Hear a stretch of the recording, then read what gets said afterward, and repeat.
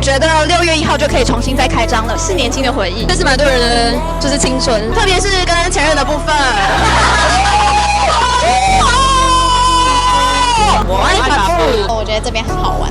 谢谢塔布陪我们度过12年，很难过他要暂停营业，可能办一个重聚趴之类的。我喜欢塔布，希望他，希望大家可以不要结束，继续开好吗？一定要再开，再重新开，赶快再开，一直开下去。我们再开12年。维克，我爱你。我也爱你。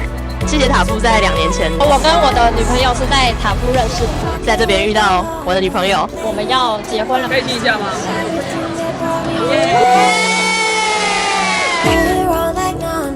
？Playing with the monsters, they brought me alive, but got no outlet.